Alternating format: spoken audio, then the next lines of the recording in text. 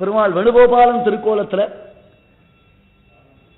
6ஆம் திருநாள் அன்னைக்கு பத்தி உலாத்தல் என்பதாக அந்த பெரிய பந்தல்ல பெருமாள் பத்தி உலாத்தச்சே அப்படி கையில ஒரு புல்லாங்குழல் வச்சுட்டு 2 காலை அப்படி மடிச்சு போட்டுருப்பான், எக்ஸ் மாதிரி போட்டுருப்பான் 2 காலை. அது வேணுகானம் பண்ணக்கூடியதான ஒரு திருக்கோலம். என்னது? ஹரி பெருமாள் கையில் என்ன வச்சுட்டு இருக்கார்? புல்லாங்குழல். அது என்னது? வெறும் காம்பு. ஹரி காம்பு ஊதி, ஹரி காம்போதி.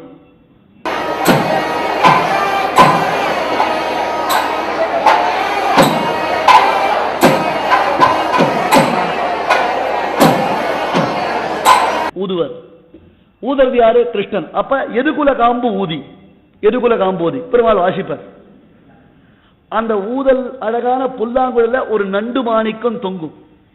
பெருமாளுடைய 10 விரல்கள்ல அழகழகான மோதிரங்கள் டாலடிக்கும். 2 திருவடி அப்படி வச்சுருப்பான்.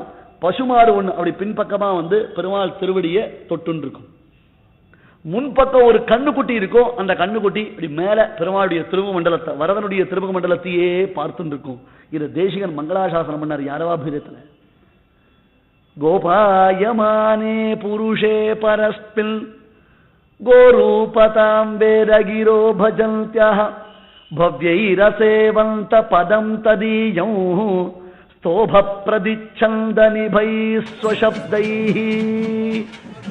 கோபாயமானே புருஷே பரஸ்பில், காக்கும் இயல்பினன் கண்ண பெருமான்னு அந்த பெருமாள் கிருஷ்ணன். அவன் பகவான் நாராயணன் இப்ப கிருஷ்ணனா பிறந்துட்டான். பெருமாள் கிருஷ்ணனா பிறந்துட்டார்னா பெருமாளை ஸ்தோத்திரம் பண்ணக்கூடியதான வேதங்கள் என்ன பண்ணும்? கோரூபதா வேதகிரோ பஜந்த்யா. எல்லாம் பசுக்கள்லாம் வேதங்கள்லாம் பசுக்களா மாறிட்டான். வேதங்கள்லாம் பசுக்களா மாறிட்டான். பவ்யைரசேவந்த பதம் ததீயம் அப்படின்னு அந்த பசுமாடு சப்திக்கிறதே அதுதான் வேத ஒலி. பவ்யைரசேவந்த அந்த அம்மா அம்மான பசுமாடு சப்தம் இருக்கே அது வேதம். பதம் ததீயம் அவன் திருவடியை ஸ்தோத்திரம் பண்றது. பேரைஷ்ட சர்வைஹி அகமேவ வேத்யா. ஸ்ருதி சிரசி விதீப்தே எங்க இருக்கு? வேதங்களுக்கெல்லாம் மேல் சாற்றாய். வேதங்களுக்கு சிரோபூஷணமா விளங்குறது வரதனுடைய திருவடித்தானே. அப்ப அந்த பசுக்கள் வரதன் திருவடியை ஸ்தோத்திரம் பண்றது. இப்ப அர்ச்சையில சேவித்தோம்னா அந்த பசுமாடு தன் நாக்குனால பெருமாள் திருவடியை தொட்டு இருக்கும். ஒரு 7-8 பேர் விசிறி கைங்கரியம் பண்ணுவா, 4-5 பேர் சாமரம் வீசுவா. அனந்த சரஸ் புஷ்கரணிலேருந்து சில்லுன்னு காத்து வீசும். அப்ப பெருமாள் மேல மயில் தோகை சொருகின்ற பேர் அதராஹித சாரு வம்சநாளா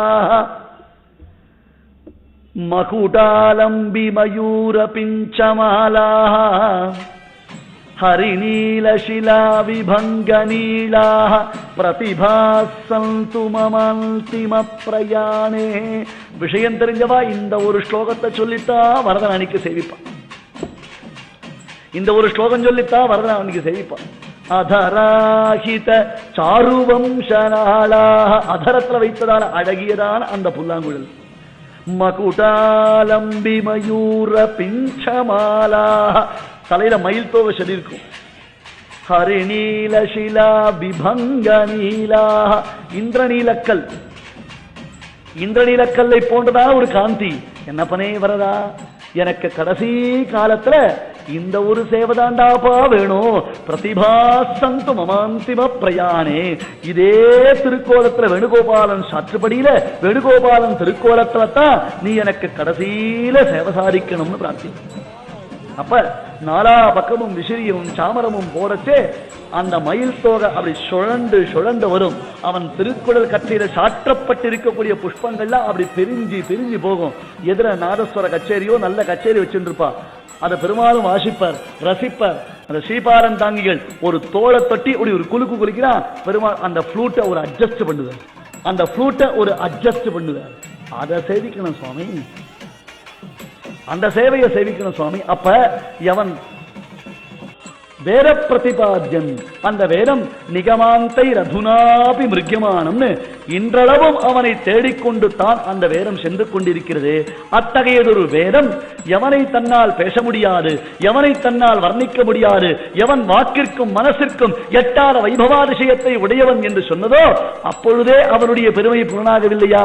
ஆகையால் தான் ஆழ்வார்கள் பார்த்தா முஹ்யந்த்ய பங்குரதியா முனி சார்வபூமா, ஒருத்தர் கூட வரதனை பாடலேன்னு டிக்ளேர் பண்ணிவிட்டா அப்ப வரதனுடைய பெருமை மீறி எல்லா எம்பெருமான்களை காட்டிலும் அதிசயித்தமா விளங்குறதோ இல்லையோ, அதனாலேயே அப்படியே இருக்கட்டும்.